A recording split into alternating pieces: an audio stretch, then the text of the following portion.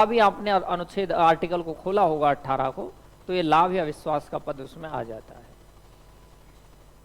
अरे भगवान,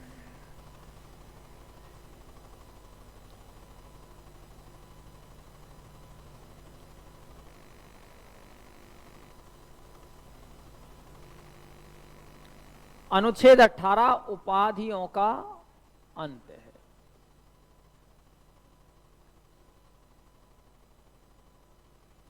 और उपाधियों के अंत की जरूरत इसलिए पड़ गई क्योंकि जब ब्रिटिश हुकूमत देश में थी, अंग्रेजी शासन था, तब अंग्रेज लोग कई उपाधियां पकड़ा देते भारतीय लोगों को और उन्हें उपाधियां देकर अपना बनाने की नापाक कोशिश करते। नाइटहुड की उपाधि दे देते थे, राय बहादुर की उपाधि दे देते थे, सर की उपाधि, महात्मा गांधी को तो केसरे हिंद की उपाधि पकड़ा दी उन्होंने। तो वो कई तरह की उपाधियां दे करके भारतीय लोगों को अपनी ओर आकर्षित कर रहे थे। तो संविधान में जब समानता का अधिकार डाला गया, तब ये कहा कि कोई व्यक्ति उपाधि लगाकर अपने नाम को विशिष्टता की ओर ले जाता है, यानी जिसके साथ उपाधि है नाम के पहले, वो विशिष्ट हो गया ना, तो इससे समानता के अधिकार का हनन होता है। और समानता के अधिकार का हनन रोकने के लिए अनुच्छेद 18 का प्रावधान किया गया। अब सामान्य तरीके से आप कह सकते हो कि उपाधियों का अंत है इसमें। किस प्रकार की उपाधि? एक तो इसमें 3 उपाधियों को छोड़ा और बाकी किसी भी प्रकार की उपाधि नहीं दी जा सकती। उपाधियों का अंत होगा। अनुच्छेद 18 में कहा कि कोई भी भारतीय नागरिक, नागरिक कहते ही तो वो भारतीय हो ही जाता है, नागरिक शब्द लगते ही भारतीय नागरिक होता है वो। अगर इसमें भारतीय शब्द नहीं भी लगाओ ना इसको, तो नागरिक का अर्थ भी भारतीय ही होता है। जो भारत का नागरिक है, जिसने नागरिकता ले रखी है, किसी भी प्रकार से ले रखी हो। नागरिकता कितने प्रकार से अपन पास होती है? 5 प्रकार से, है ना। तो यहाँ भारतीय शब्द जो है ये जरूरी नहीं है, नागरिक कह दूं तो बराबर है। और अगर कोई विदेशी जो है, विदेशी को विदेशज कहेंगे संवैधानिक भाषा में, कोई अगर विदेशज है, विदेशी है, या फिर जिसके पास भारत की नागरिकता नहीं है लेकिन वो विदेशी है, लेकिन वो किसी भारत में लाभ या विश्वास के पद पर है, भारत में लाभ या विश्वास के पद पर अगर वो है, और ये लाभ और विश्वास के पद पर कहाँ है? वो भारत में है, यानी भारत में वो सेवा दे रहा है किसी भी प्रकार से। अगर भारत में वो किसी भी तरह की सेवा दे रहा है, चाहे वो भारत का नहीं है तो कहाँ का वो, यानी नागरिकता नहीं है उसके पास भारत की, भारत का नागरिक नहीं है वो, लेकिन भारत में किसी लाभ या विश्वास के पद पर भारत में सेवा दे रहा है, जबकि है नहीं भारत का। कोई भी व्यक्ति विदेश से कोई उपाधि ग्रहण नहीं कर सकता, विदेश से उपाधि नहीं ले सकता। अगर वो उपाधि लेगा तो इसके लिए उसे सहमति जरूरी लेनी पड़ेगी, और ये सहमति किसकी लेनी पड़ेगी? उसे राष्ट्रपति की। अब ये अनुच्छेद ना थोड़ा सा सरल कर दिया गया, क्योंकि इसमें जो शब्द जोड़ा गया है ना, ये शब्द जोड़ा है इसमें सहमति। खुदाया खास्ता अगर ये सहमति नहीं होता और इसकी जगह शब्द होता अनुमति, तो इसमें लफड़ा हो जाता। लेकिन ये अनुमति शब्द नहीं है संविधान में, शब्द कौन सा है? सहमति है। मानी मैं ये कह रहा हूं कि कोई भी भारतीय नागरिक हो, चाहे वो विदेशी हो, भारतीय नागरिक हो या फिर विदेशी हो, भारत विदेशी हो लेकिन भारत में किसी लाभ और विश्वास के पद पर सेवा दे रहा हो, है तो विदेशी मगर सेवा भारत में किसी लाभ या विश्वास के पद पर दे रहा है, तो विदेश से किसी भी प्रकार की उपाधि लेगा तो उससे पहले उसे क्या लेनी पड़ेगी? किसकी सहमति? क्या उसे अनुमति लेनी पड़ेगी? नहीं, उसे क्या लेनी पड़ेगी?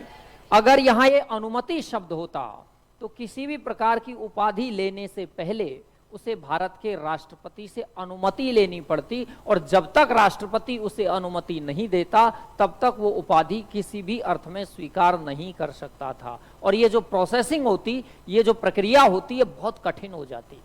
लेकिन इसमें अनुमति शब्द जोड़ा नहीं गया। अनुमति की जगह कौन सा शब्द है? अगर आज कोई भारतीय या कोई विदेशी जो भारत में सेवा दे रहा है, विदेश से कोई उपाधि लेना चाहता है, तो उसे राष्ट्रपति को लिख करके और बस एक परमिशन मांगनी होती है, सहमति मांगनी होती है, और राष्ट्रपति आमतौर पर सहमति दे देते हैं। बहुत सरल सी प्रक्रिया है, केवल राष्ट्रपति को बता दो।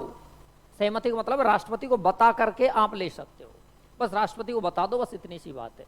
और अनुमति शब्द अगर होता तो फिर पूरी प्रक्रिया से गुजरना पड़ता। राष्ट्रपति जब प्रक्रिया देते, राष्ट्रपति जब अनुमति देते, तभी कहीं जाकर के ये होता।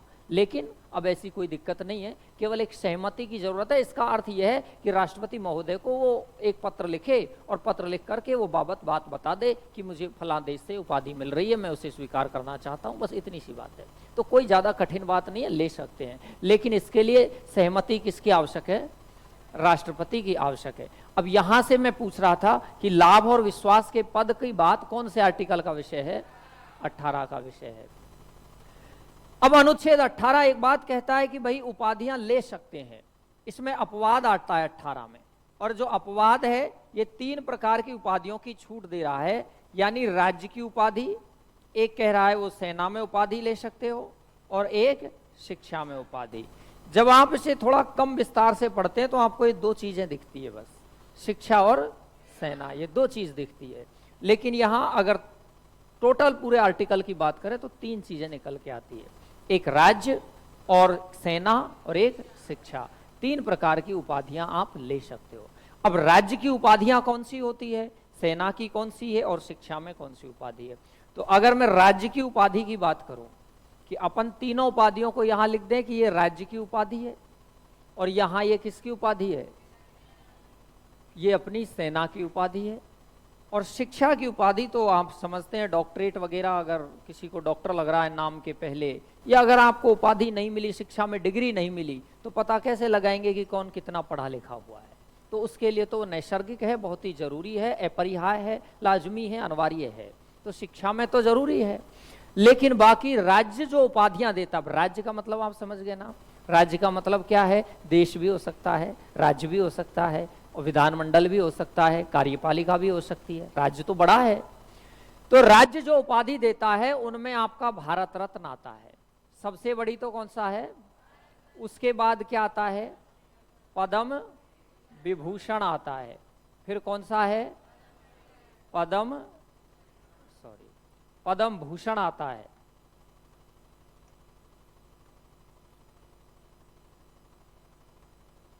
पद्म भूषण आता है, और एक कौन सा है अपना? पद्मश्री है। मानिए यूं कह सकते हो कि 3 तो पद्म पुरस्कार आते हैं और एक भारत रत्न आता है। आप समझते हैं कि ये जो अपना भारत रत्न है, इसकी शुरुआत 1954 में हुई थी।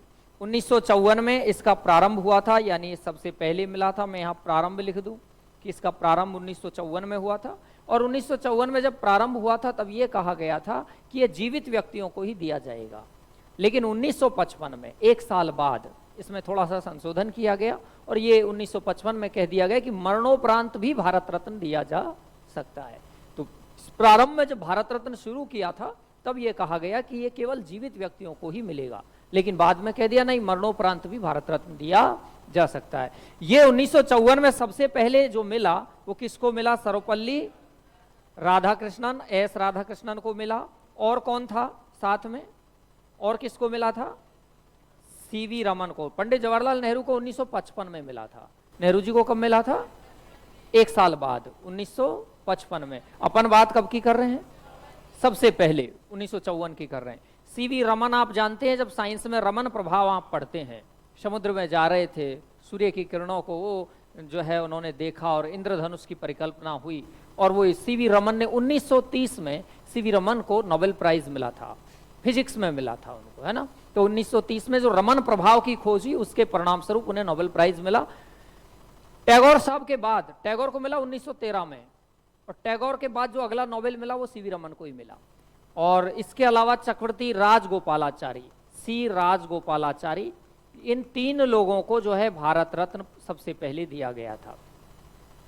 ये 3 लोग जो है, तो 54 में जो भारत रत्न मिला किसी एक को नहीं मिला था, ये कितने लोगों को मिला था? 3 लोगों को। बाद में क्या हुआ कि जब 1978 में, 77 में सरकार बदल गई थी, 1977 में इंदिरा गांधी चुनाव हार गई थी, और जब इंदिरा गांधी ने इमरजेंसी लगाई तो उसके परिणाम स्वरूप 1975 में इमरजेंसी लगी थी। 19 महीने तक देश में आपातकाल लगा हुआ था। तो उसके बाद इंदिरा गांधी चुनाव हार गई और मोरारजी देसाई ने 77 में सरकार बनाई, जनता दल की सरकार बनी। तो मोरारजी देसाई की 78 में जब सरकार आई तो इन्होंने इनको क्या कर दिया था, समाप्त कर दिया, हटा दिया इन पुरस्कारों को देना। लेकिन 1980 में जब इंदिरा गांधी की सरकार आई तो इंदिरा गांधी की सरकार ने पुनः क्या कर दिए, ये प्रारंभ कर दिए। और जब 1980 में पुनः प्रारंभ किए तो 80 में ही ये दिया गया था मदर टेरेसा को। किसको दिया गया था, मदर टेरेसा को 1980 में दिया और इसे वो कर दिया। अब पहले क्या था कि ये जो है खेल के क्षेत्र में नहीं दिया जाता था, लेकिन खेल के क्षेत्र में जो दिया गया वो 2013 में दिया गया, 13-14 में दिया गया। और यहाँ खेल के क्षेत्र में मिला सचिन तेंदुलकर को, सचिन को ये पुरस्कार मिला। अब जब सचिन को पुरस्कार मिला तो लोगों ने कहा कि सचिन क्रिकेट का भगवान है, मास्टर ब्लास्टर है, बहुत बड़ा नाम है क्रिकेट की दुनिया में, उसे मिलना जरूरी है।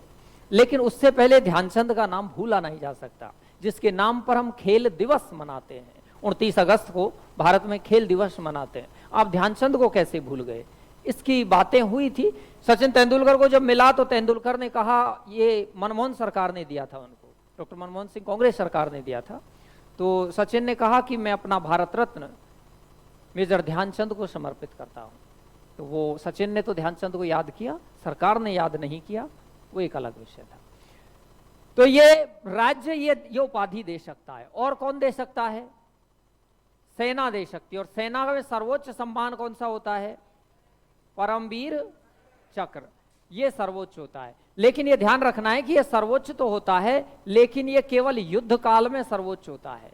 ये कब होता है सर्वोच्च, शांति काल में नहीं होता है। सेना में शांति काल का सर्वोच्च सम्मान नहीं होता है परमवीर, परमवीर केवल युद्ध काल का सर्वोच्च सम्मान होता है।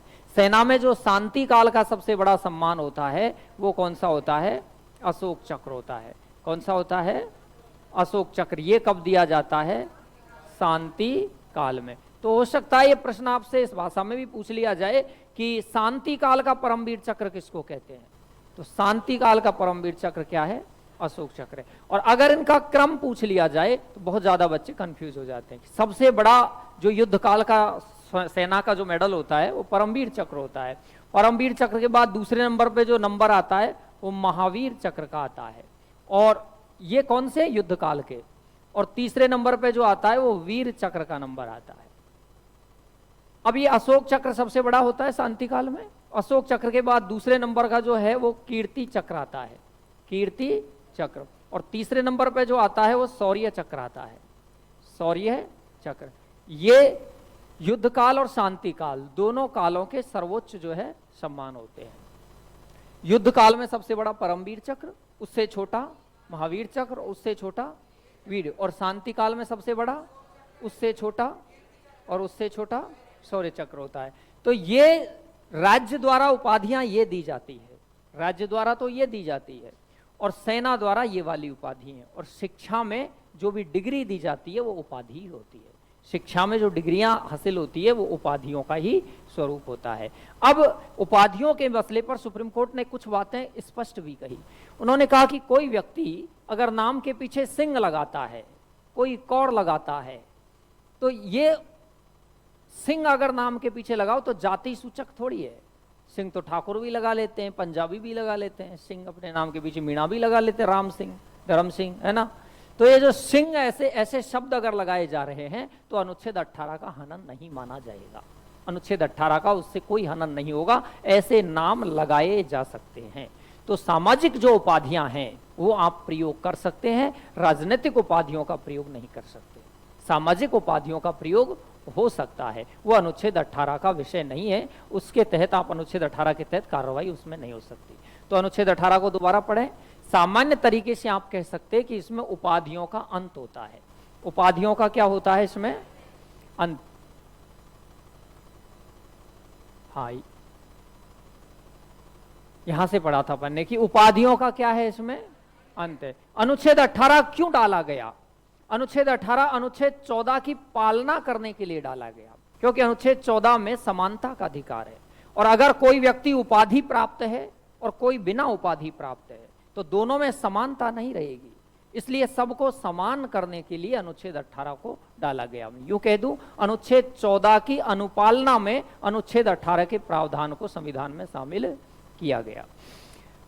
अब ये जो उपाधियां हैं, इससे कह रहा है कि कोई भारतीय नागरिक या कोई विदेशज, लेकिन शर्त क्या है विदेशी होने के साथ साथ, लाभ या विश्वास के पद पर हो। कहां हो?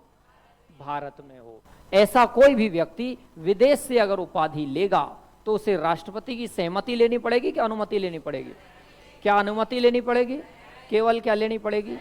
किससे लेनी होगी? और यह सहमति लेना बहुत आसान होता है। सिर्फ ये एक कह सकता हूं कि एक अल्टीमेट काम होता है, एक अंतरिम काम होता है, जिसके तहत वो सीधा राष्ट्रपति से सूचना दे देता है बस, और उपाधि प्राप्त कर सकता है। तो ये कठिन नहीं है। ये अपवाद इसमें 3 है। राज्य उपाधि दे सकता है, और राज्य की उपाधियों को आपने देखा कि जो भारत रत्न वगैरह है वो उपाधियां दी जा सकती है, उनके खिलाफ नहीं जाया जा सकता। सेना उपाधि दे सकती है और शिक्षा दे सकती है। ये था आपका अनुच्छेद 18 अपन पढ़ रहे थे। अब अनुच्छेद 18 के बाद कौन सा आएगा? अनुच्छेद 19 आएगा। आप एक बार आर्टिकल को पूरा पढ़ लो, फिर एक साथ में अपन लिख लेंगे उनको। ये वापस तो आ जाएगा ना, आगे है ना।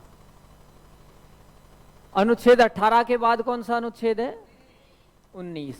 और अनुच्छेद 19 में क्या है? स्वतंत्रताएं। कितनी स्वतंत्रताएं इसमें? 6 है। पहले कितनी स्वतंत्रताएं थी? बड़ा कंफ्यूजन अनुच्छेद 19 में है। अब एक बार सुन लो इसको, क्योंकि इसमें बड़ा कंफ्यूजन है।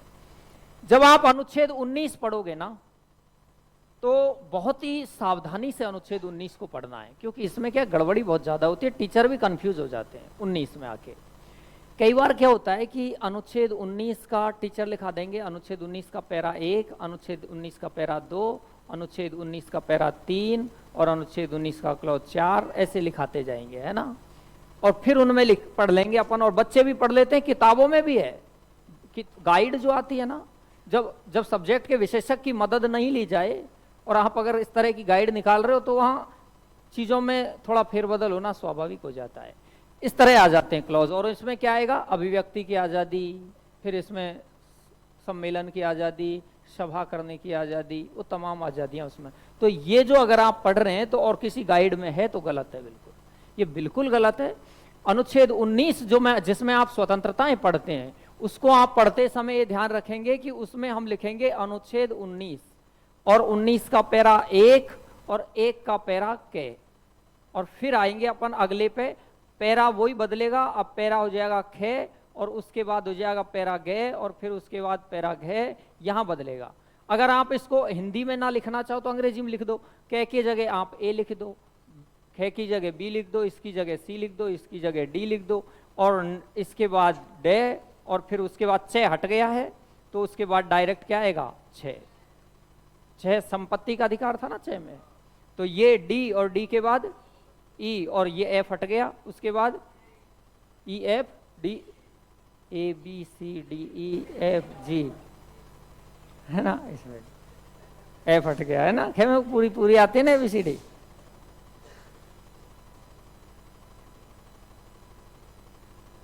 अब और थोड़ा सा देख ले, है ना।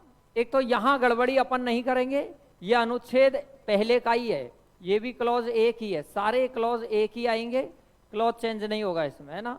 क्लॉज सिर्फ एक ही आएगा, सब में क्लॉज तो एक ही आएगा, यहां तक सेम रहेगा सब में, सिर्फ ये बदलेंगे।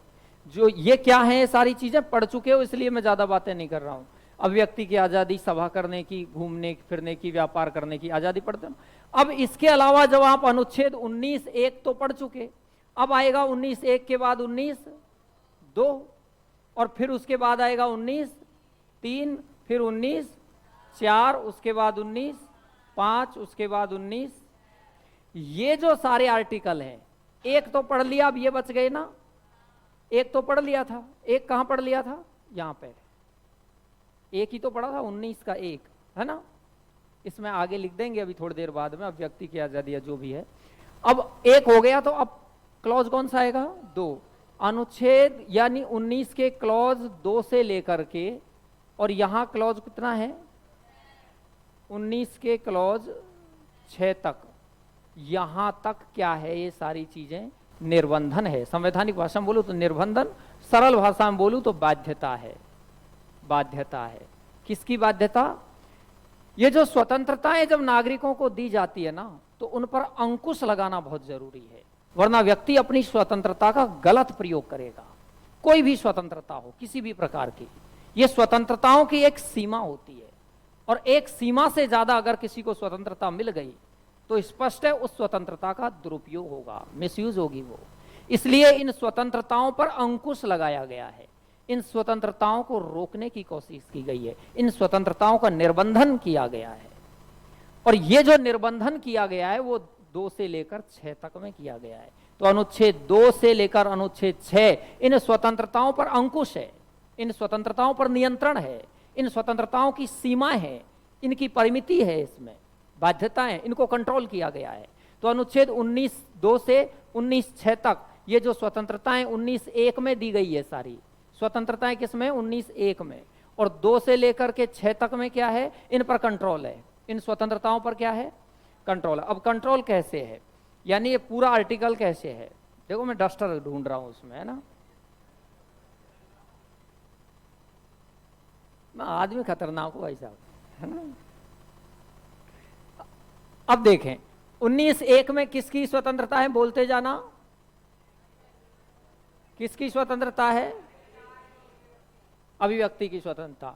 और बी में क्या है? किसकी स्वतंत्रता है?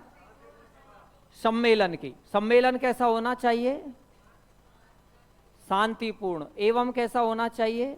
बिना किसी आयुध के, बिना किसी हथियार के, निरायुध सम्मेलन होना चाहिए, शांतिपूर्वक हो और बिना उसके हो।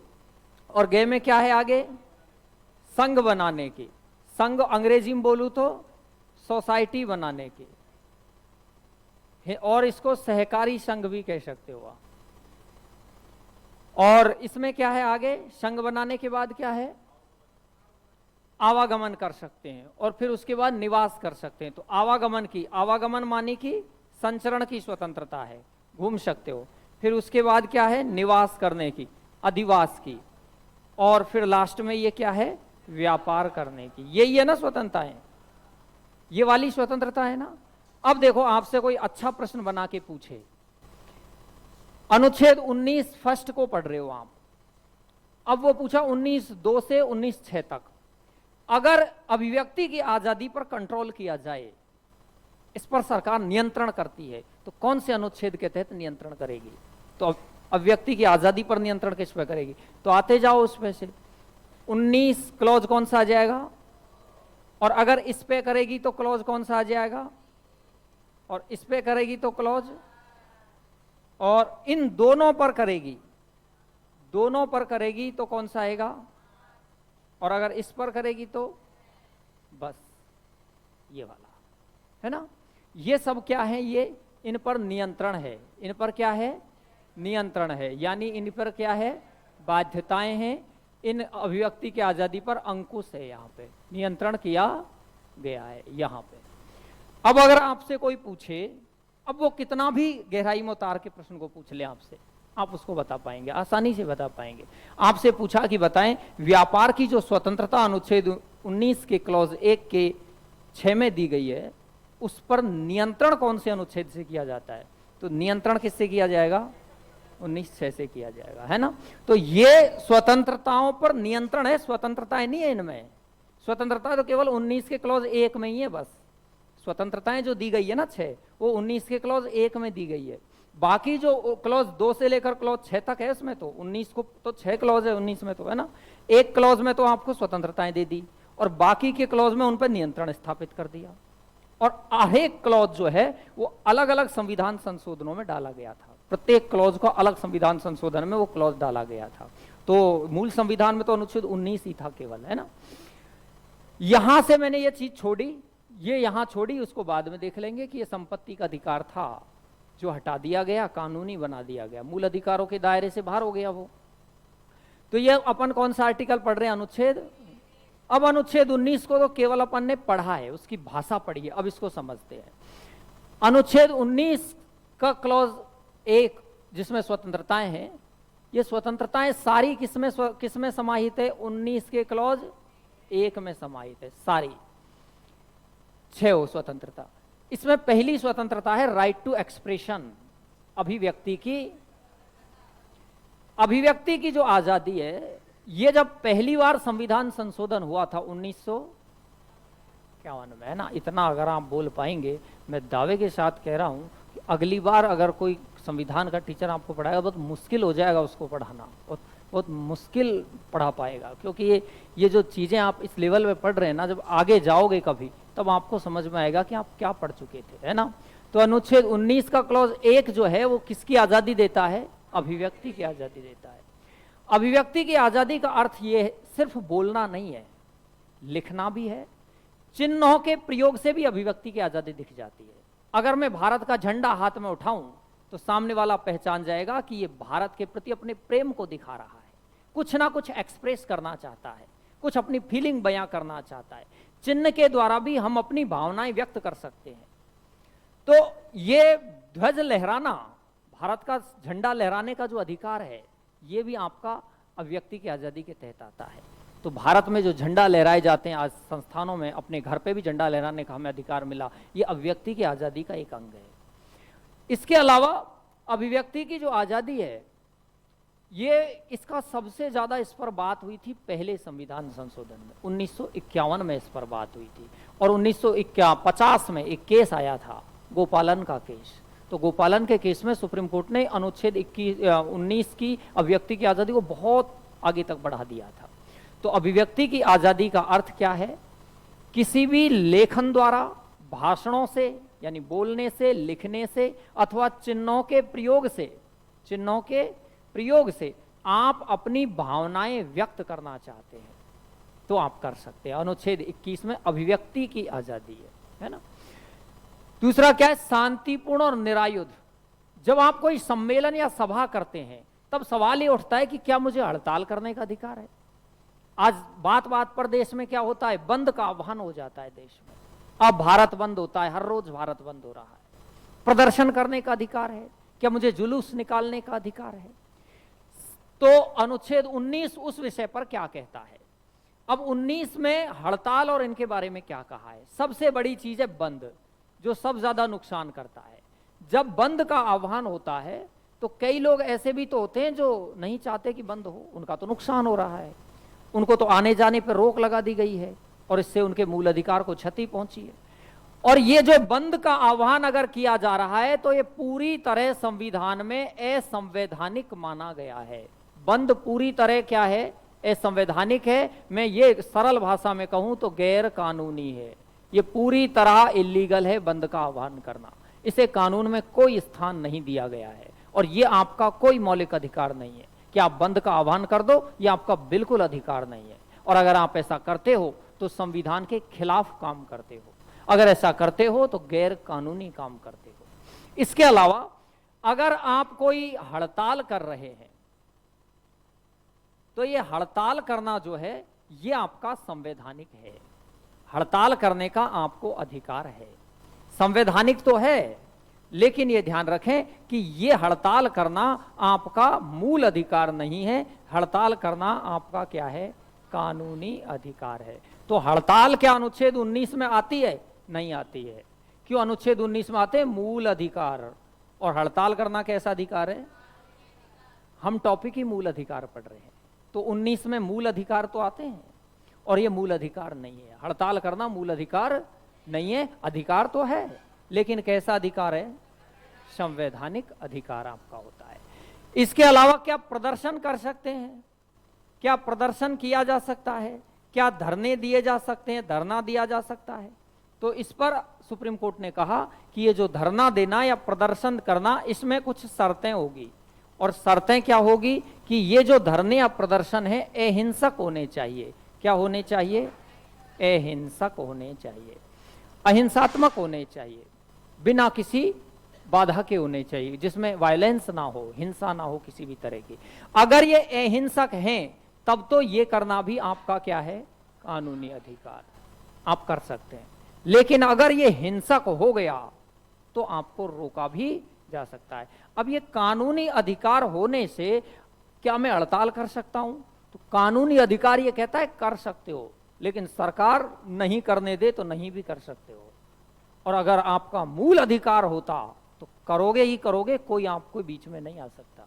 लेकिन मूल अधिकार नहीं है, ये सिर्फ क्या है, कानूनी अधिकार है। सरकार को अगर ऐसा लग रहा है कि इससे स्थिति ठीक नहीं होगी तो सरकार रोक सकती है। अभी किरोड़ी अपने बाबा गए थे, नहीं घुसने दिया, नहीं घुसने दिया तो ये तो कह सकते हैं कि ये क्या कर रहे हैं आप, क्या मुझे शहर में प्रवेश करने का अधिकार नहीं है? है, अधिकार तो है, लेकिन वो प्रवेश जो कर रहे थे वो किस रूप में कर रहे थे?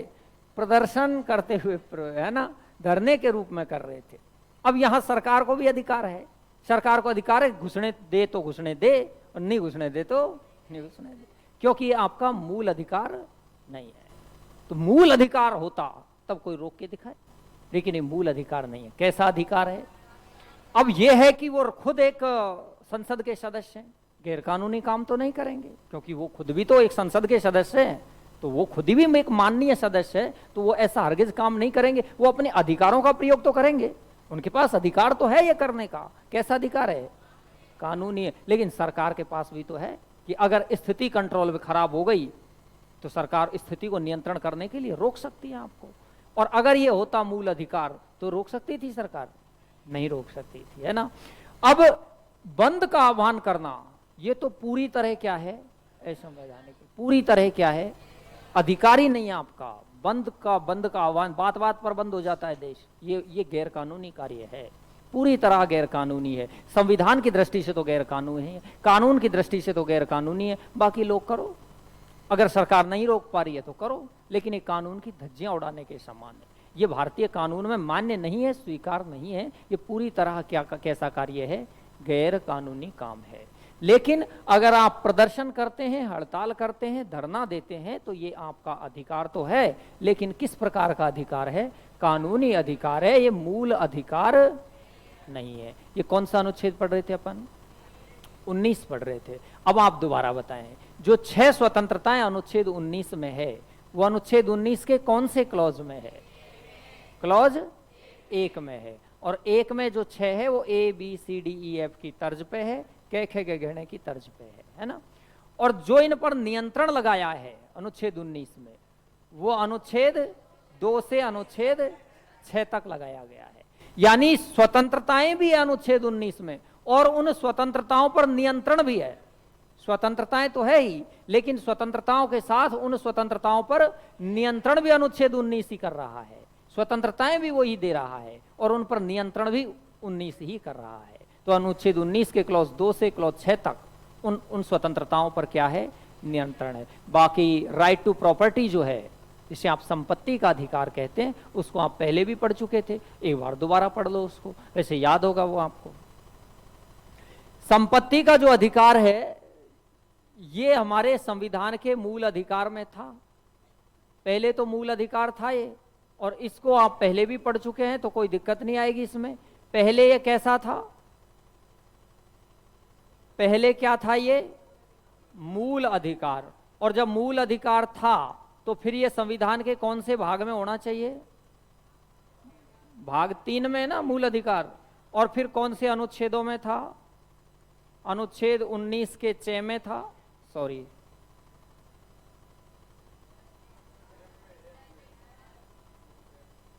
अनुच्छेद 19 के क्लॉज 1 के 6 में था, और इसके अलावा अनुच्छेद 31 में था।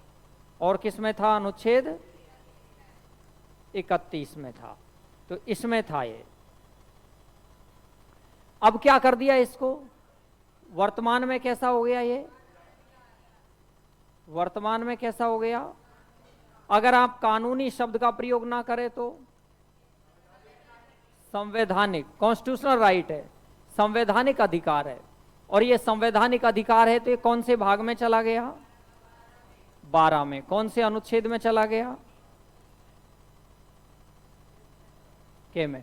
और ये जो परिवर्तन किया गया है, ये जो बदलाव किया गया है, ये मूल अधिकार से हटाकर इसमें डाला गया है। ये कब किस में किया गया था? 44वां संशोधन किसकी सरकार ने किया होगा? ये मोरारजी देसाई की। 1978 में ये बदलाव कर दिया गया था। मोरारजी देसाई की उस समय सरकार थी, 78 में। तो संपत्ति का अधिकार पहले 2 अनुच्छेदों में था, 19 के क्लॉज फर्स्ट के 6 में और 31 के में था। अब इसको किस में डाल दिया गया है? अनुच्छेद 300 के में डाल दिया। और ये पूरा परिवर्तन कब किया गया? 44वें संशोधन 2000। ठीक, ये कौन सा आर्टिकल पढ़ रहे थे अपन? अनुच्छेद 19। और अनुच्छेद 19 के बाद कौन सा आर्टिकल आता है? ये मैं इसलिए अभी नहीं लिखा रहा क्योंकि अब इन पर दोबारा बात होगी ना, तब आपको ये बहुत सरल लगने लग जाएंगे। ये पहली बार बात हो रही है तो थोड़े थोड़े कठिन लग रहे हैं। अब इन पर अपन दोबारा लिखते टाइम बात करेंगे ना तो ये सरल हो जाएंगे। अनुच्छेद 19 के बाद कौन सा है? 20। अनुच्छेद 20 और अनुच्छेद 22 ये अपराधी को संरक्षण देता है। 20 भी अपराधी को संरक्षण देता है और 22 भी अपराधी को संरक्षण देता है। बस थोड़ा सा अंतर है 20 में और 22 में। अनुच्छेद 20 क्या कहता है? अनुच्छेद 20 जो है उसका क्लॉज 1 अगर अपन देखें तो वो क्या कहता है कि कोई व्यक्ति, मान लो उसने आज कोई अपराध कर दिया, मान लो कोई व्यक्ति है और उसने क्या किया? एलियन की हत्या कर दी, फॉर एग्जाम्पल एलियन की हत्या। भारत में कोई कानून है क्या जो एलियन की हत्या पे सजा देता है? नहीं, वो तो एलियन ही काल्पनिक है, तो कोई कानून नहीं है ना। तो क्या उस व्यक्ति ने को सजा मिलेगी? नहीं मिलेगी। अब मान लो 2 साल बाद कोई कानून बन जाए और उसमें एलियन की हत्या पर भी 1 साल की सजा हो जाए। अब सरकार को याद आया यार वो आदमी भी था, उसने 2 साल पहले इसको मारा था एलियन को, अब ऐसा करो इसको सजा दो। क्या उसको सजा मिलेगी? और मान लो, एक तो ये पॉइंट हो गया, उसको सजा मिलेगी कि नहीं मिलेगी? नहीं मिलेगी। और अब दूसरे पॉइंट को सुनो। मान लो एक व्यक्ति है, उसने कोई अपराध कर दिया है ना, और उस अपराध में नियम यह था कि उसने मर्डर किया और उसको 10 साल की सजा हो गई। अब सरकार ने, वो बेचारा जेल में पड़ा है, उधर सरकार ने कानून बना दिया 2 साल बाद में। सरकार ने कानून बनाया कि किसी ने मर्डर कर दिया तो 5 साल की सजा होगी उसको। अब बंदे ने 2 साल की तो काट ही ली, क्या अब वो बताओ कि 10 साल काटेगा कि 5 साल काटेगा? 5 साल काटेगा, है ना। अगर आपने जिस समय अपराध किया है, अनुच्छेद 19 का क्लॉज 1 यही बात कह रहा है, जिस समय आपने अपराध किया है उस समय अगर उस अपराध को रोकने के लिए जो कानून बना है उस कानून के तहत ही सजा मिलेगी। आगे जाकर कोई कानून बनाकर इसकी सजा बढ़ाना चाहो तो नहीं बढ़ेगी, लेकिन आगे जाकर कोई कानून बन जाए इसकी सजा कम होती है तो कम हो जाएगी। अगर सजा कम हो रही है तो कम हो जाएगी, लेकिन अगर आगे के कानून से सजा बढ़ रही है ना तो नहीं बढ़ेगी। इसीलिए तो कह रहा हूं कि अपराधी को संरक्षण दे रहा है। अपराधी को क्या दे रहा है? अगर किसी ने कोई अपराध आज किया है तो उसको आज के कानून के हिसाब से ही सजा मिलेगी। और मान लो आज कोई कानून ही नहीं है जिसमें उसको अपराधी घोषित करे तो वो अपराधी नहीं है, फिर वो अपराधी। और आगे अभी हुआ था यार, एक ऐसा काम हुआ था, एक 16 साल के लड़के ने एक 7 साल की लड़की के साथ, सुप्रीम कोर्ट की बात बता रहा हूं मैं, ओरिजिनल हुआ था ऐसी बात।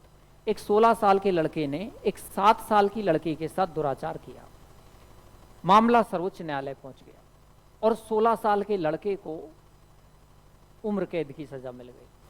जब मामला सुप्रीम कोर्ट में पहुंचा तो बहस हुई, लड़का तो जेल में है, उसे उम्र कैद की सजा मिल गई।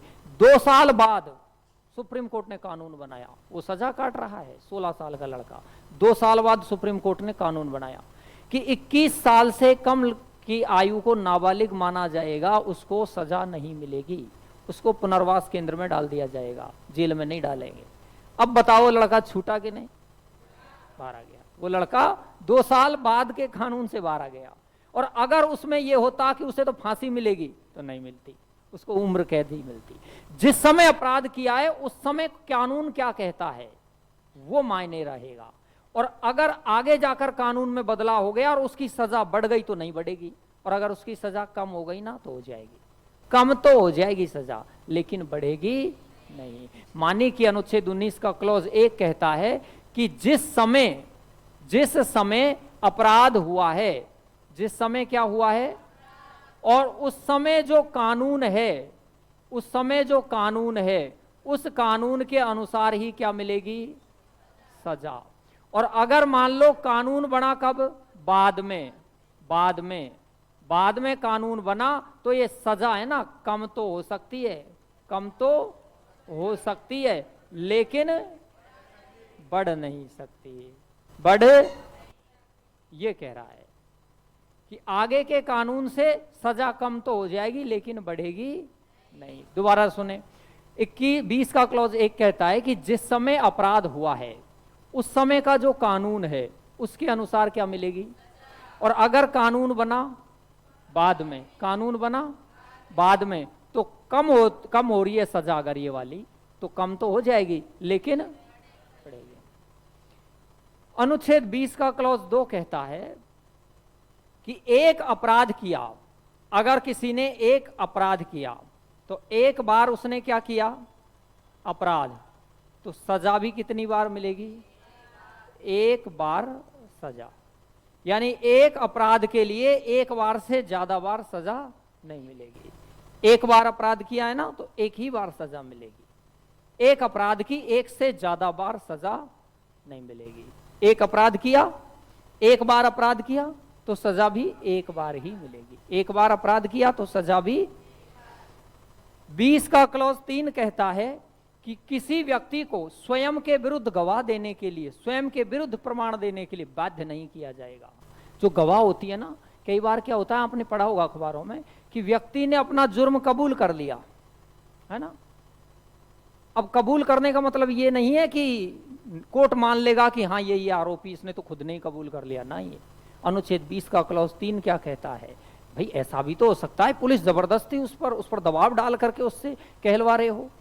कई बार आपने अखबार में पढ़ा होगा या धारावाहिक में या देखा होगा, सीरियल्स में, क्राइम पेट्रोल वगैरह में, एक लाइन बोलता है एक पात्र, वो कहता है कि इस आरोपी के फिंगरप्रिंट वो स्थान वाले जो है ना उसके फिंगरप्रिंट से मिलते हैं। ये नहीं कहता कि फिंगरप्रिंट मिल जाने से या साइन सेम हो जाने से, हस्ताक्षर सेम हो जाने से कोई आरोपी हो जाएगा, नहीं।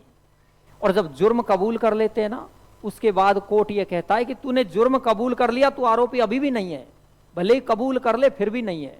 अब तू वो सारे प्रमाण दे, सारे साक्ष्य दे कि तूने ऐसे ऐसे करके किया था, वो दिखा। इसलिए कई बार पढ़ा होगा, सीन है ना वो रिक्रिएट किया जाता है, जो सीन होता है ना वो रिक्रिएट किया जाता है, वो दोबारा देखा जाता है। पूरे प्रमाण देने पड़ेंगे खुद को भी। अगर मैं मान लू ना कि मैंने एक चींटी मार दी, मैं यही मार सकता हूं, तो मगर मैंने ऐसे मान लिया तो भी कोर्ट नहीं मानेगा कि तूने मार दी। कोर्ट कहेगा कोई दबाव में कह रहा है तू, अब तू बता कैसे मारी, है ना, प्रमाण दे उस बात के।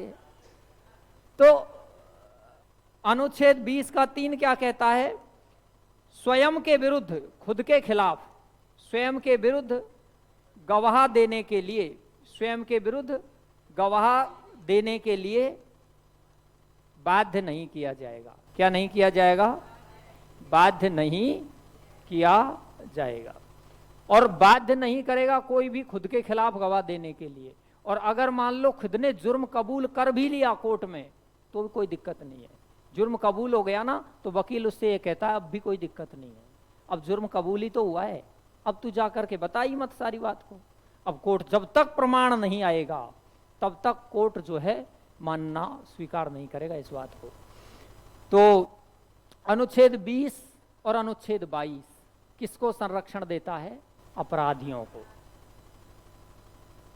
अनुच्छेद 20 और 22 अच्छे से पढ़ना, है ना।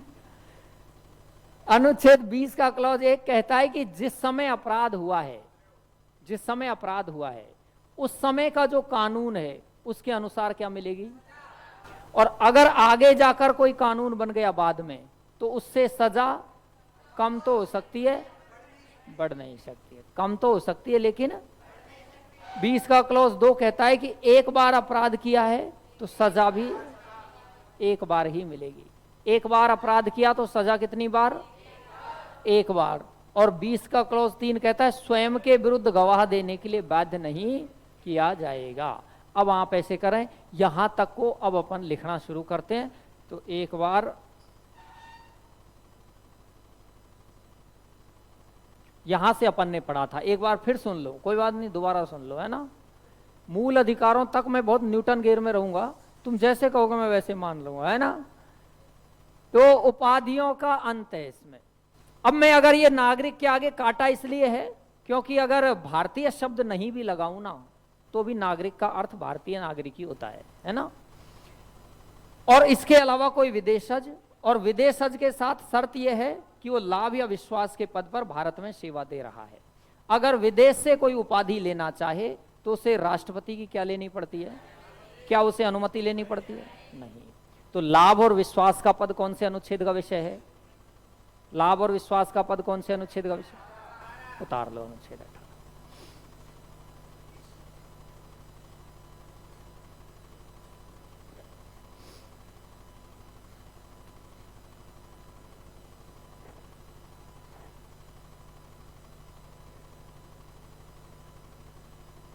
और ये जो अपन क्लॉज लिखते जा रहे हैं ना, जैसे 19 में जितने क्लॉज लिखे, 20 में जितने लिखे, इतने ही क्लॉज हैं, इसके आगे है ही नहीं क्लॉज, है ना। कोई नया जुड़ेगा तो बात करेंगे। अभी तो केवल जैसे 20 में 3 है तो 3 ही क्लॉज है 20 में बस, फिर चौथा क्लॉज है नहीं अभी 20 में। ऐसा कोई अनुच्छेद बताओ जिसका कोई अपवाद ही नहीं है।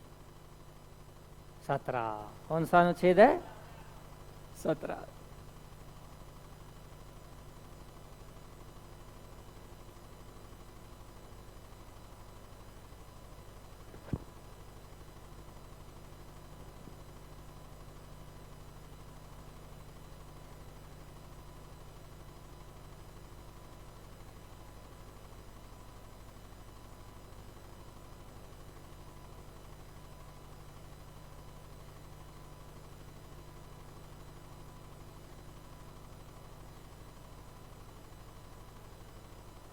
ऐसे समझ लोगे ना, लाइन वाइज थोड़ी लिखाना है। होशियार हो तुम वैसे तो, ये ऐसा दिक्कत नहीं है। देखो कितना सरल समझ जाओगे।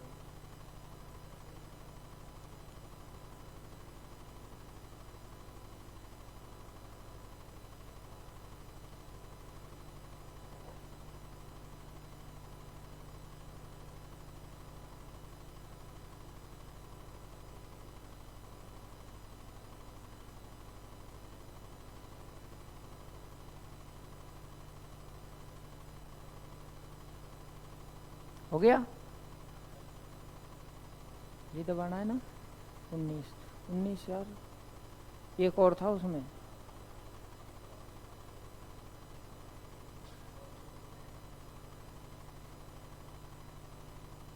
कहाँ भाग गया वो? ले गायब ना। अब का आँखों घुस गया वो। अब ये वाला दबाओ, जो जानता है वो दबाओ। किसको? इसको ले। अच्छा, बड़े शाणे लोग हो यार। इसमें कहाँ है?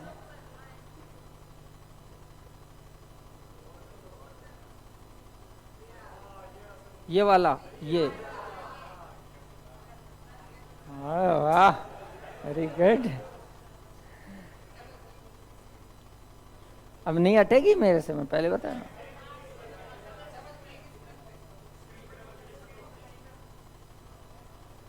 Very good.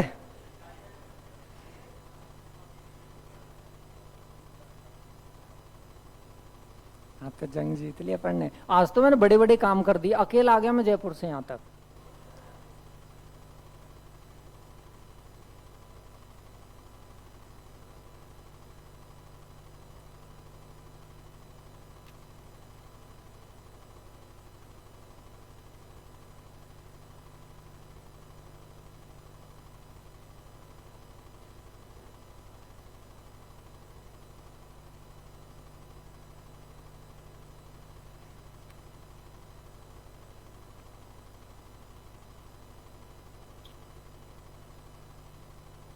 ये भारत रत्न में कितने रुपए दिए जाते हैं?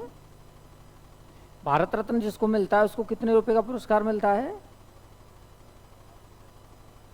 कितने रुपए मिलते हैं भारत रत्न में? 1 रुपया भी नहीं मिलता है। भारत रत्न में, अरे जिसको भारत रत्न मिला उसको पैसों से क्यों तोल रहे हो? अमूल्य है वो। हाँ, तो जिस वो भारत रत्न में कोई पुरस्कार राशि प्रदान नहीं की जाती।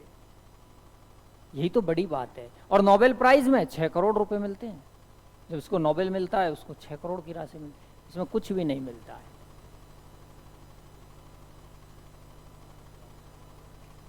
हाँ, चक्रवर्ती राजगोपालाचारी, एक सीवी रमन और डॉक्टर सर्वपल्ली राधाकृष्णन।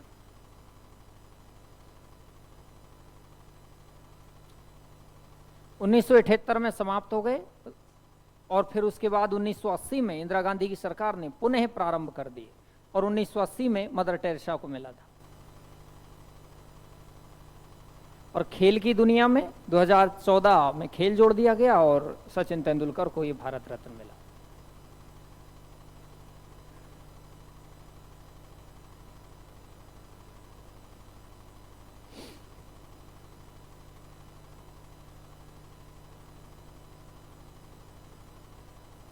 अगर यहां से क्रम अगर आए तो अपने को क्रम ध्यान रखना है। परमवीर, उसके बाद महावीर और फिर वीर, और उधर अशोक, फिर कीर्ति, फिर शौर्य।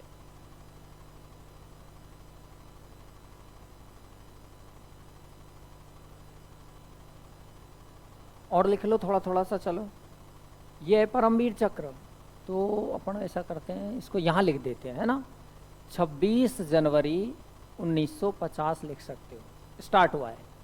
इसके आगे 4 जनवरी 1952 लिख सकते हो, ये स्टार्ट हुआ था।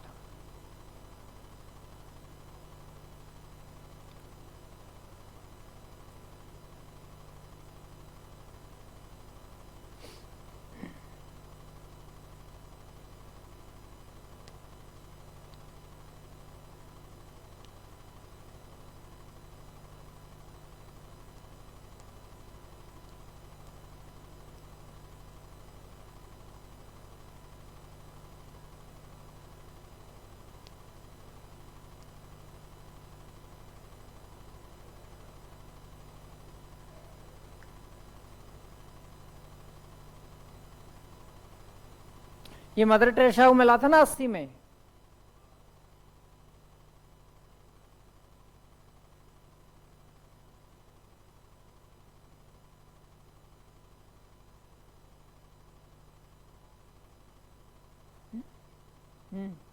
आयरलैंड की थी, भारत तो आ गई। मैडम बोजाक्सिव नाम था इसका ओरिजिनल, बोजाक्सिव। बोजाक्सिव चेंज हो गया।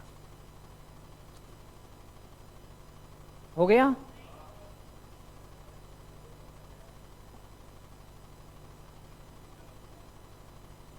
पीछे यहां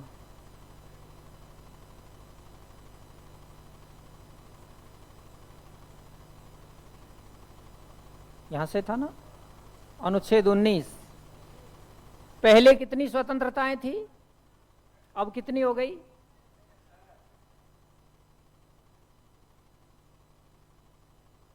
ये यहां एक चीज ध्यान रखना, ये 2 आर्टिकल है एक साथ में, है ना।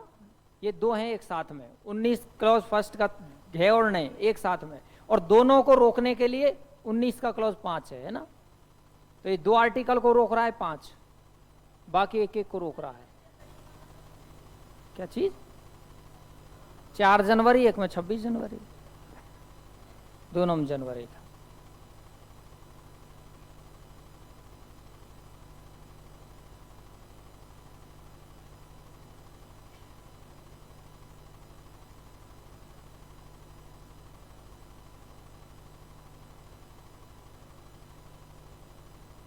संचरण का मतलब है आवागमन, घूमना। और आजकल अपवाद हटाई दिए इसमें से, जम्मू कश्मीर का नाटक हट ही गया, अब कोई अपवाद नहीं है इसमें। ये बाध्यताएं लिखी है ना, इसको यहां लिख। अब आप ऐसे सोच रहे होंगे अनुच्छेद 19 के अपवाद कहाँ हैं, ये रे ना। ये बाध्यताओं का मतलब अपवाद ही तो होता है, ये एक्सेप्शन है इसके।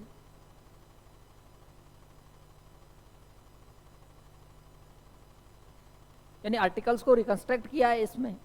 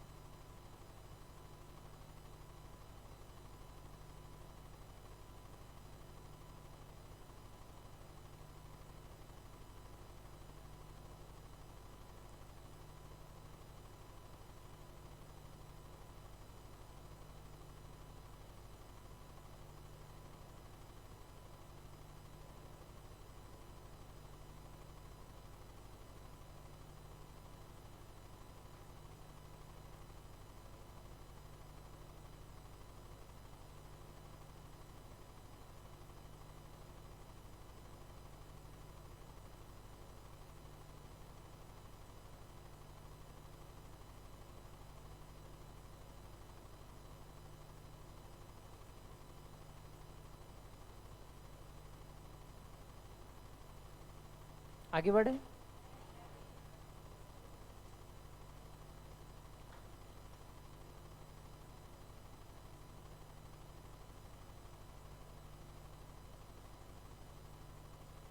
उन्नीस में कुछ भी नहीं है। क्लॉज 1 में तो स्वतंत्रताएं हैं और 2 से 6 में उन पे अपवाद है, उनको रोकने की बात है बस। अब ये थोड़ा सा सेट करना है बस, बहुत सरल है।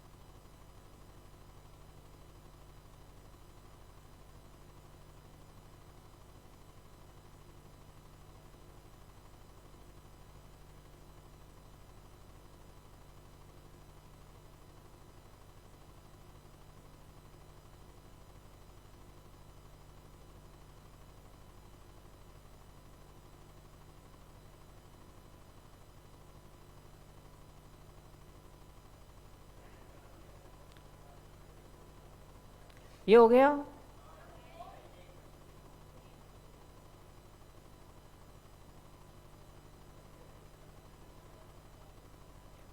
ये आपके ये समझ में आ रहा है ना, प्रदर्शन धरना ये आपका अधिकार है। कैसा अधिकार है ये?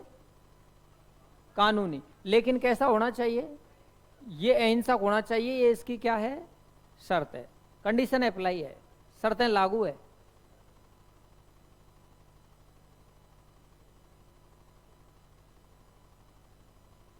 अब कोई कहे कि अनशन पे बैठ जाए तो 21 का विषय हो जाता है।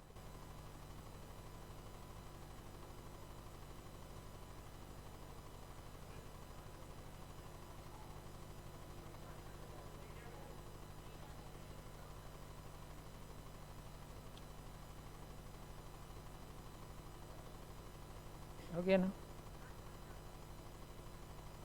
ये कहाँ से आ गया बीच में से? अच्छा 19 में चल रहा है। हाँ, संपत्ति का दिन।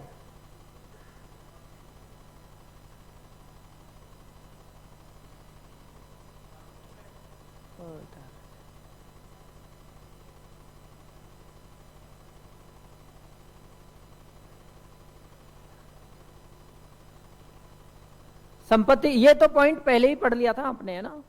ये वाला तो इसमें कुछ नहीं, बस थोड़ा सा मॉडिफिकेशन किया है, हटाया नहीं है।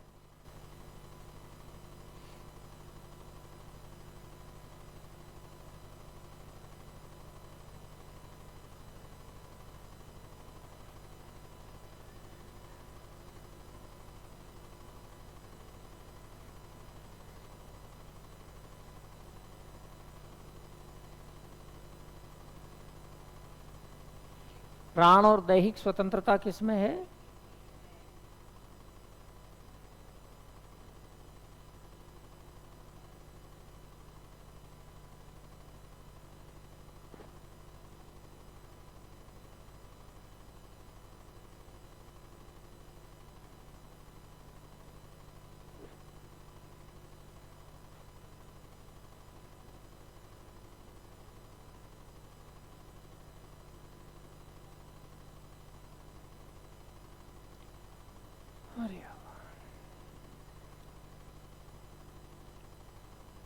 हटा दूं ना इसको?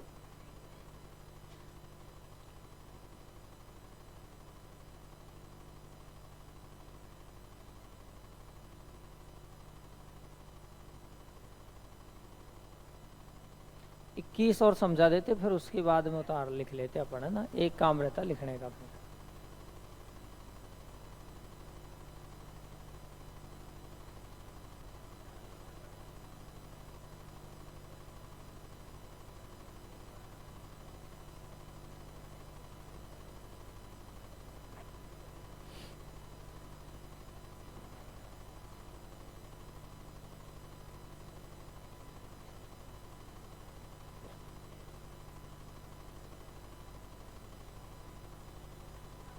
ये थोड़ा इसकी भाषा बड़ी लंबी है, कई बहुत सारी लाइनों में आता, इसलिए थोड़ा कट कर दिया है ना, तो ये कट पीस है ये, तो दोबारा सुन ले फिर दिक्कत आए। जिस समय अपराध हुआ है उस समय जो कानून बना है उसके अनुसार क्या मिलेगी? सजा। और अगर कानून बनाए बाद में तो सजा क्या हो सकती है? लेकिन दूसरा कह रहा है कि एक बार अपराध किया तो, तीसरा कह रहा है स्वयं के विरुद्ध गवाह देने के लिए। ये अनुच्छेद 3 ये कहता है कि फिंगरप्रिंट और हस्ताक्षर, फिंगरप्रिंट और हस्ताक्षर गवाह के तौर पर मान्य नहीं होंगे, सबूत के तौर पर मान्य नहीं होंगे, है ना। फिंगरप्रिंट और हस्ताक्षर केवल मिलान करने के लिए ठीक है, उसे प्रमाण नहीं माना जाएगा कि अगर फिंगरप्रिंट मिल गए तो अपराधी हो गया, नहीं। हस्ताक्षर मिल गए तो अपराधी हो गया, नहीं। वो केवल सहायक हो सकते हैं अपराधी तक पहुंचने में, लेकिन उनको प्रमाण नहीं माना जाएगा। अगर हस्ताक्षर का मिलान हो गया या फिंगरप्रिंट मिल गए तो केवल आप वहां तक पहुंचने में ये एक सीढ़ी हो सकती है, एक मददगार साबित हो सकता है। प्रमाण या सबूत या साक्ष्य या एविडेंस नहीं माना जाएगा उसको।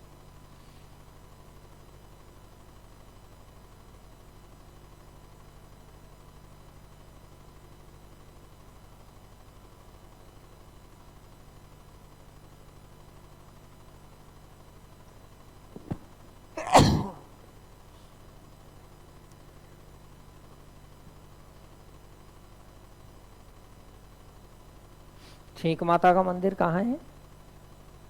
और छींच माता का? बांसवाड़ा में।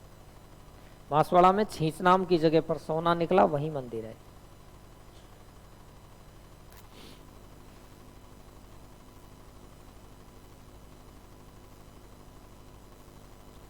बीस के बाद कौन सा आएगा? 21 है ना, तो 21 और पढ़ लो आप, क्योंकि वो भी थोड़ा सा ज्यादा बड़ा तो नहीं है, जिससे 4 आर्टिकल तो कम से कम आज की क्लास में हो जाए अपने।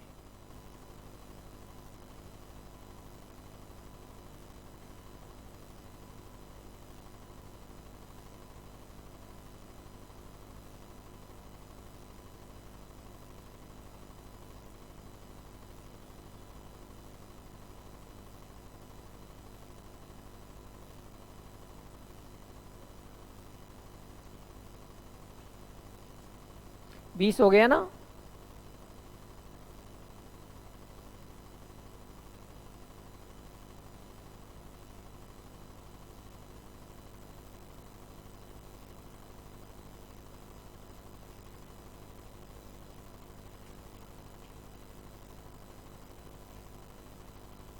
ऐसे कर दो जब एक ही बात है ना।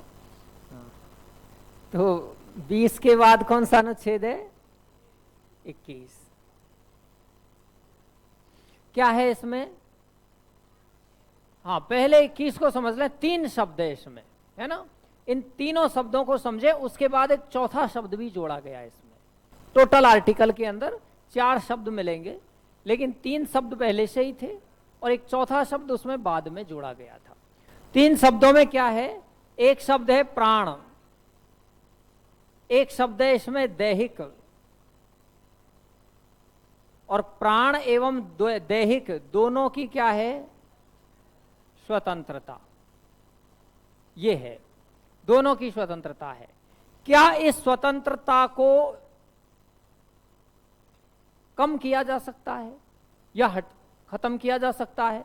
तो इस स्वतंत्रता पर क्या निर्बंधन, रोक लगाई जा सकती है? तो इस स्वतंत्रता पर अगर आपको लगानी है क्या? रोक, तो इसमें रोक लगाई जा सकती है। देखो, सवाल ये था कि प्राण और स्वतंत्रता किसकी है?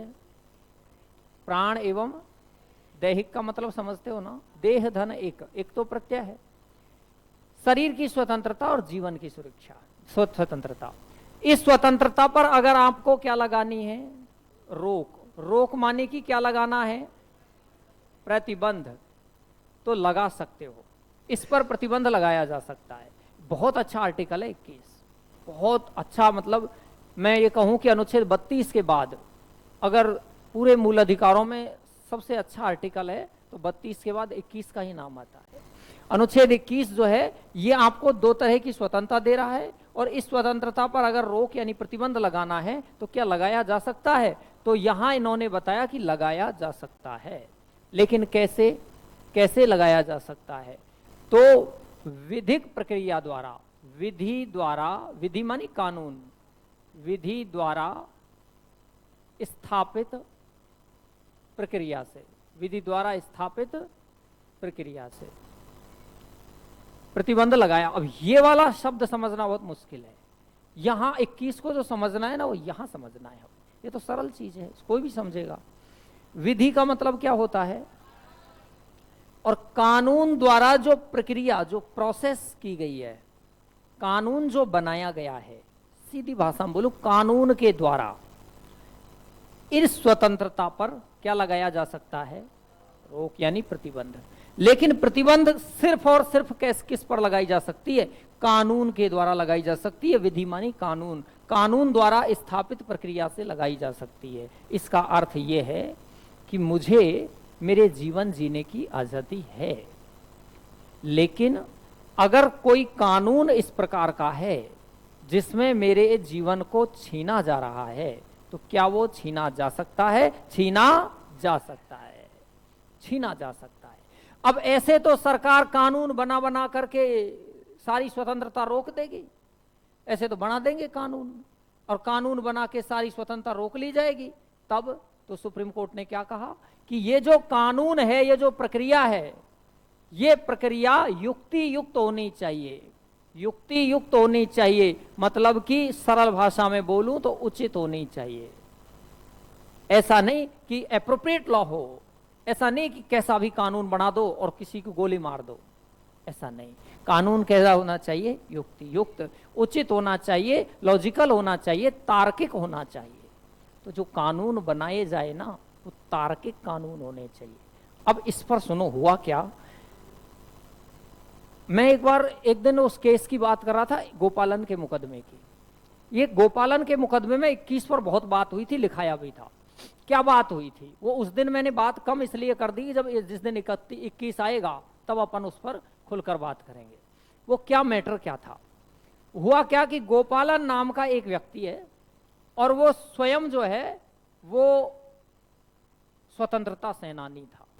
अच्छा काम देश की आजादी के लिए कर रहा था। भारत उस समय आजाद नहीं हुआ था। ये बात है 1940 के आसपास की, भारत आजाद नहीं हुआ था। गोपालन बहुत अच्छा स्वतंत्रता सेनानी था।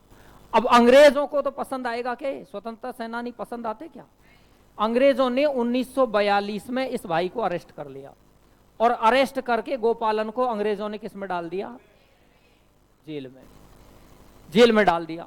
1942 में जब इसे जेल में डाला तो ये जेल से फरार हो गया, और जब फरार हो गया तो इस पर गिरफ्तारी वारंट जारी हो गए। अंग्रेजों ने इसको कहा इसको तो जहां मिल जाए उठा के वापस जेल में। फिर ये 1945 में फिर से पकड़ में आ गया। 3 साल तक तो फरार रहा, फिर पकड़ में आ गया। जब पकड़ में आ गया तो अंग्रेजों ने दोबारा उठा के कहां डाल दिया? जेल में। मैं बात कर रहा हूं गोपालन की। गोपालन बड़े स्वतंत्रता सेनानी थे, और ये स्वतंत्रता सेनानी 1942 में अरेस्ट हो गए तो जेल में डाल दिए, जेल से भाग गए, फिर 45 में फिर अरेस्ट हो गए, फिर वापस किसने डाल दिए? किसने डाला? अंग्रेजों ने, भारतीयों ने?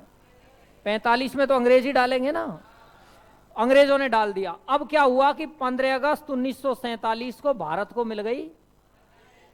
ये जेल से रिहा होना चाहिए कि नहीं होना चाहिए? होना चाहिए ना। अब इसको ये रिहा नहीं किया मद्रास की सरकार ने। अब मद्रास का मतलब, मद्रास का मतलब ये मद्रास तमिलनाडु कब बना था? कब बना था ये? 1969 में। ये पढ़ लिया है आपने, पर क्या स्मरण शक्ति बहुत तेज है ना अपनी। पढ़ तो लिया कि मद्रास तमिलनाडु बन गया 1969 में। अब जब मद्रास की सरकार ने क्या किया, वर्तमान तमिलनाडु की सरकार ने इस बंदे को आजादी के बाद भी जेल में रखा। आखिर ये 1950 तक जेल में रहा। और इसको जेल में कैसे रखा? क्योंकि वैसे तो रिहा होना चाहिए ना, लेकिन इस सरकार ने देख लिया कि अगर ये आ गया ना तो ये मुख्यमंत्री बन जाएगा। इसलिए नेताओं ने इसको दोबारा फंसा दिया, और इसको फंसा दिया और इसे कहा कि एक कानून बना दिया जिसमें अनुच्छेद 22 में निवारक निरोध अधिनियम, और निवारक निरोध अधिनियम बनाकर इसे कह दिया इसकी सजा बढ़ गई, और सजा बढ़ा के इसको जो है वापस जेल में डाल दिया। तब 1950 में इसने केस कर दिया। पहले केस किया मद्रास कोर्ट में और फिर केस पहुंच गया सुप्रीम कोर्ट में। ये था वो मुकदमा। अब इसने क्यों केस जो किया वो 21 में किया। इसने क्या कहा कि एक तो अनुच्छेद 19 जो है, इसके वकीलों ने क्या कहा, गोपालन के वकीलों ने, कि अनुच्छेद 19 में मुझे स्वतंत्रता है। किसकी स्वतंत्रता है? मुझे घूमने फिरने की स्वतंत्रता है ना, आवागमन की, संचरण की। तो मेरी एक तो घूमने फिरने की स्वतंत्रता का लोप कर दिया तुमने, हनन कर दिया, क्योंकि मुझको तो जेल में डाल दिया, मैं कहां से घूमूं फिरूं? तो एक तो मैं घूम फिर नहीं सकता, अनुच्छेद 21 का हनन हो रहा है। एक जो है अनुच्छेद 21 जो है उसका हनन हो रहा है, क्योंकि मुझे दैहिक स्वतंत्रता है, शरीर की स्वतंत्रता है, तुमने जेल में कैसे डाल दिया? तो अनुच्छेद 19 का हवाला दिया और अनुच्छेद 21 का हवाला दिया। इसने इन दोनों आर्टिकल का हवाला देकर के सुप्रीम कोर्ट में केस लगा दिया। अब जब सुप्रीम कोर्ट में बहस होने लगी तो सुप्रीम कोर्ट ने अपना निर्णय सुनाया। उन्होंने कहा कि देखे, इस आदमी को जो जेल में डाला गया है, क्या सरकार को यह अधिकार है? तब सुप्रीम कोर्ट ने कहा कि इसने केस किया 21 में, इसने कहा कि विधि द्वारा स्थापित प्रक्रिया जो है वो जेल में डाला गया है। तो कोर्ट ने क्या कहा, भाई जेल में तो तू डाला जा सकता है। क्यों? अगर सरकार कोई कानून बना दे, और वो कानून, ये शब्द नहीं था उस समय, ये नहीं था उस टाइम, ये बाद में 1978 में मेनका गांधी बनाम भारत सरकार के केस में आया था ये वाला शब्द, ये पहले था नहीं, पहले इतना ही था केवल। तब सुप्रीम कोर्ट ने कहा कि देख, कानून बना करके अनुच्छेद 21 का हनन हो सकता है। तुझे जेल में डाल दिया क्योंकि कानून है, निवारण निरोध अधिनियम, निवारक निरोध में तुझे डाल दिया जेल में, क्योंकि कानून बना के तो डाल सकता है ना। सुप्रीम कोर्ट ने ये और कह दिया, केस गलत केस था, इसमें सुप्रीम कोर्ट ने यह भी कह दिया, कानून चाहे सही हो चाहे गलत हो, बस कानून होना चाहिए। अगर कानून बना करके किसी को अनुच्छेद 21 का हनन किया जाए तो किया जा सकता है, कैसा भी कानून हो, चाहे अच्छा हो चाहे बुरा हो। बाद में उसी सुप्रीम कोर्ट ने अनुच्छेद 137 का प्रयोग किया। अनुच्छेद 137 मतलब सुप्रीम कोर्ट अपने फैसले का पुनरावलोकन करता है, अपने ही फैसले से पलट सकता है सुप्रीम कोर्ट, अनुच्छेद 137 में। तब सुप्रीम कोर्ट ने कहा कि ऐसे मनमर्जी का कानून नहीं चलेगा, कि सरकार कोई भी मनमर्जी से कानून बना देगी, 21 को धज्जियां उड़ा देगी, ऐसे नहीं। सरकार कानून बनाए तो कैसा बनाए? युक्ति युक्त कैसा बनाए?